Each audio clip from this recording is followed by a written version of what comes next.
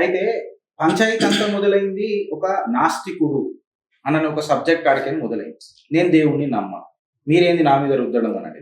ఇది తప్పెందుకు అవుతుంది? నేను ఇది మన గాయత్రి పీఠాధిపతి మన శ్రీకాంతేంద్ర స్వామీజీ గారిని అడుగుదామని ఒకసారి ఇది అనుకుంటున్నా. నాస్తికుడు అనే దానికే మొదలైంది కదా స్వామీజీ, మళ్ళీ దీని మీద నాస్తికత్వానికి మీరేమంటారు? అంటే ఆపదామపహర్తారం ధాతారం సర్వసంపదాం లోకాభిరామం శ్రీరామం భూయో భూయో నమామ్యహం.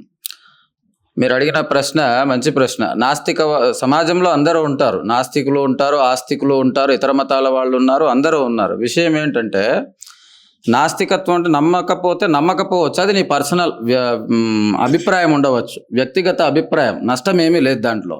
కానీ కొన్ని వేల మంది కొన్ని వందల మంది ఉండేటటువంటి స్టేజ్ మీద మీరు ఒక ప్రజలంతా విశ్వసించి పూజించుకునేటటువంటి హనుమంతుణ్ణి పౌరాణిక ఇతిహాసాల్లో బాగా ప్రబలంగా ఉండేటటువంటి ఒక చారిత్రాత్మకమైనటువంటి ఒక దైవ ఘట్ట రూపాన్ని నువ్వు అవిశ్వాసపూర్వకంగా, అంటే మీ నాన్న చెప్పిండో చెప్పకపోతే అది మీ వ్యక్తిగత అభిప్రాయం, అంతేగాని అక్కడ కొన్ని వందల మంది ముందర అదేదో చెడ్డ క్యారెక్టర్ అంటూ దానికి ఏందో విలువ లేనన్నట్టుగా నువ్వు చెప్పడం సమాజానికి ఇది సరైనటువంటి పద్ధతి కాదు.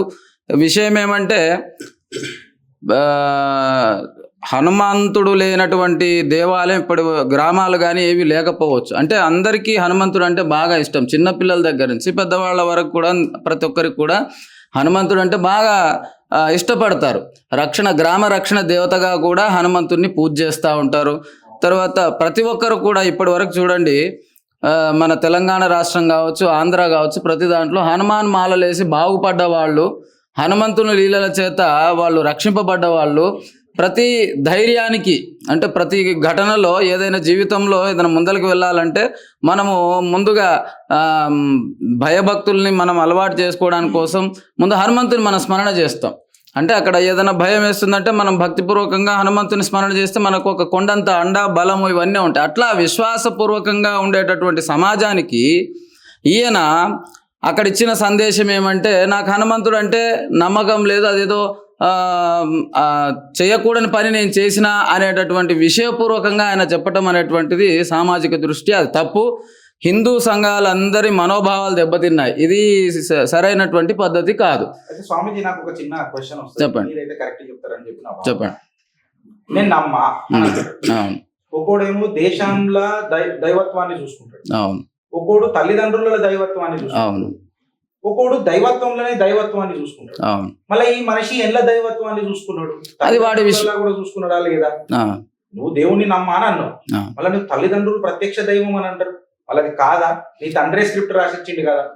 మళ్ళా ఆయన దృష్టిలో మీ ప్రకారం, according to your perception, me perception ప్రకారం, మీ అభిప్రాయం ప్రకారం మనవడికంటూ ఏదైనా భక్తి శ్రద్ధ ఉన్నదా, లేకపోతే కేవలం నోట్ల శక్తి, నోట్ల భక్తి, నోట్ల మీదనే భక్తి ఉన్నదంట? ఇక్కడ విషయం మనకు అవగాహనకు వచ్చేసింది ఏమిటంటే, ఆయన నాకు డబ్బు, పరపతి, గొప్ప పేరు ఇవన్నీ ఉన్నాయి కదా, ఈ దేవతలంతా ఏం చేస్తారు, దేవతలను విమర్శిస్తే ఏం జరుగుతుంది అనేటటువంటి ఉద్దేశం దృష్ట్యా చెప్పినట్టుగా మనకు అక్కడ వీడియోలో మనకు కనిపిస్తూ ఉంది. కాబట్టి విషయం ఏమంటే, అది ఆయన నమ్మకపోవటం అనేటువంటిది ఆయన వ్యక్తిగతమై అవ్వచ్చు.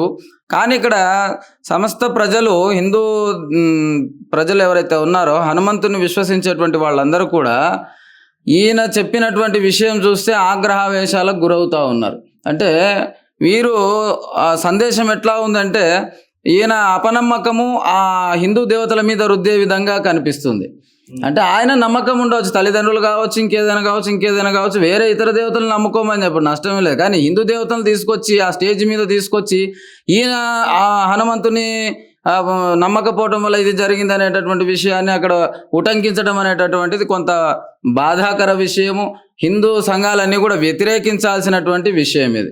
ప్రతి ఒక్క పౌరుడు, నేను హిందూ అనుకునేటువంటి వాడు, నేను సనాతన ధర్మాన్ని నమ్ముతున్నా అనేటటువంటి వాళ్ళు ప్రతి ఒక్కరు కూడా వ్యతిరేకించాల్సినటువంటి విషయం. కాబట్టి ప్రతి ఒక్కరు కూడా, అంటే స్వామీజీలే కాదు, హిందూ సంఘాలే కాదు, ప్రతి ఒక్క పౌరుడు, సమాజంలో ఉండేవాళ్ళు ఇలాంటి విషయాలు పునరావృతం కాకుండా భవిష్యత్తులో ఎవరు కూడా, ఈయన ఒక్కడే కాదు, ఇంకెవరైనా సరే, ఇతర మతాల వాళ్ళు కానీ, స్వమతాల వ్యక్తులు కానీ ఎవరైనా సరే విమర్శించేటటువంటి స్థాయికి దిగకుండా ఉండేటందుకు మనము సంఘటితమై చర్యలు తీసుకోవాల్సినటువంటి అవసరం ఉన్నది అనేటువంటిది మా భావన. సనాతన ధర్మం మీద ఈరోజు ఒక పెద్ద ట్రెండ్ అయిపోయింది సినిమాలు.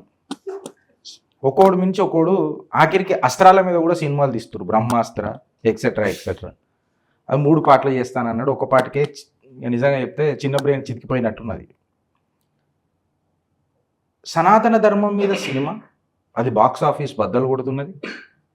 అందులో చిన్న ఒక పాట కథం లేపేస్తున్నది. అంటే ఇవాళ సనాతన హిందూ అనేటోడు ఇగ్నోరెంట్ అయిందా, ఇన్నోసెంట్గానే ఉన్నాడా, ఏమన్నా చైతన్యం అనేది వస్తున్నదా? మళ్ళీ దీనికి మన పురాణాలు ఏం నేర్పుతాయి, ఎట్లా నేర్పుతాయి, ఏ రకంగా పోతే కరెక్ట్గా ఉంటుంది? చైతన్యం అనేది ఇంటర్నల్గా రావాలనా లేదా సినిమా చూస్తేనే రావాలనా? సమాజంలో ఈ రోజున యువత అనేటటువంటిది, ఇప్పుడున్నటువంటి వ్యవస్థ, విద్యా వ్యవస్థ కావచ్చు, ఇవన్నీ కూడా ఎక్కువగా నేర్చుకునేటటువంటిది ఏంటంటే సినిమా చూసి నేర్చుకుంటుంది.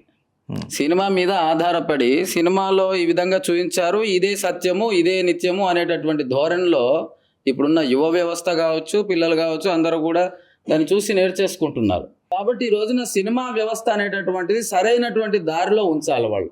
కానీ వాళ్ళు ఏం చేస్తున్నారు, వాళ్ళు డబ్బు కోసం కావచ్చు, వాళ్ళ యొక్క గొప్ప గౌరవం పెరగటం కోసం కావచ్చు, దానికోసం ఈ మన భారత భాగవతాల్లో ఉండేటటువంటి క్రియాత్మకమైనటువంటి ఘట్టాలు ఏవైతే ఉన్నాయో వీటన్నిటిని కూడా తీసుకొని వాళ్ళు వాళ్ళ పద్ధతిలో వాళ్ళు వాడుకుంటున్నారు. అంటే డబ్బు చేసుకుంటున్నారు తప్ప దాన్ని రక్షించటం లేదు వీళ్ళు.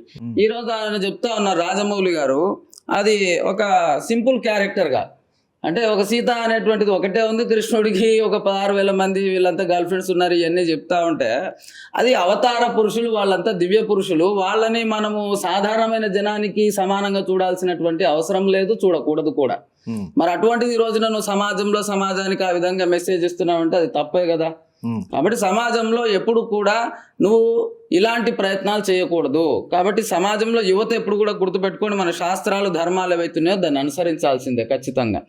ఏదైతే ఉందో సత్య విషయం ఏదైతే ఉందో దాన్ని గ్రహించాలి. అంతేగాని సినిమాల ద్వారా ఇవన్నీ చూస్తే మనం తప్పుడు మార్గంలో వెళ్ళేటటువంటి అవకాశం ఉంటుంది. తద్వారా సమాజంలో మన పిల్లలు రేపు మనల్నే ప్రశ్నించే స్థాయికి ఎదుగుతారు. ఈ రోజున హిందూ ధర్మం అనేటటువంటిది నశించడానికి స్లో పాయిజన్గా ఇవన్నీ, ఈ సినిమా రంగం కావచ్చు, మిగతా సమాజాలు కావచ్చు, మన సనాతన ధర్మం మీద ఏ విధంగా విషం కక్కుతున్నాయి, అసలు ఏది సత్యము ఏది అసత్యము ఇది తెలుసుకునేటటువంటి ప్రయత్నం చేయాలి. అది చేయకపోతే మాత్రం మనం నష్టపోయేది మనమే. తద్వారా ఇతర మతాలన్నీ కూడా ఈ దేశంలో పెరిగిపోయి ఇవన్నీ మన మీద దాడి చేసేటటువంటి అవసరము, ఆ అస్తిత్వము ఏర్పడుతుంది అనమాట. ఇప్పుడు పీఠాధిపతులు అందరూ కలిసి ఒక తాటి మీదకి దీన్ని ఖండిస్తే ఖచ్చితంగా ఇది తప్పు, నీవు నాస్తికుడు లెక్క ఉండు, బట్ ఇట్లాంటి అడ్డమైన స్టేట్మెంట్ అనేది ఇయ్యడము ధర్మానికి విరుద్ధము, శాస్త్రానికే విరుద్ధము అని ఒక ముచ్చట నేనేమంటున్నా అంటే మీ పాదాల సాక్షి ఒకసారి ఇది అయితే బాగుండు అని అనేది నా ఆశ. మేబీ రాజకీయ పరంగా కాదు, ధర్మపరంగా. సో దీనికి మీరు మీ ధర్మసూత్రాలు ఆర్ ఈ నెట్వర్క్ ఏమన్నా విషయం ఏమంటే, ఇప్పుడు ఉన్నటువంటి ప్రతి ఒక్క పీఠాధిపతి కానీ, మఠాధిపతి కానీ, ఆశ్రమాధిపతి కానీ, హిందూ సంఘ ప్రతి ఒక్కరు కూడా, నేతలు కానీ ఎవరైనా కానీ వాళ్ళందరూ కూడా ఖండిస్తూనే ఉన్నారు. ఎవరైతే నాస్తికులు ఉంటారో, ఎవరైతే దుష్ప్రచారకులు ఉంటారో వాళ్ళు వాళ్ళ ధోరణి వాళ్ళు ఉంటారు, వాళ్ళ సిద్ధాంతంలో వాళ్ళు ఉంటారు, నాస్తికత్వంలో వాళ్ళు ఉంటారు. వాళ్ళు ఎప్పుడు కూడా మన మీద దాడి చేస్తూ ఉంటారు.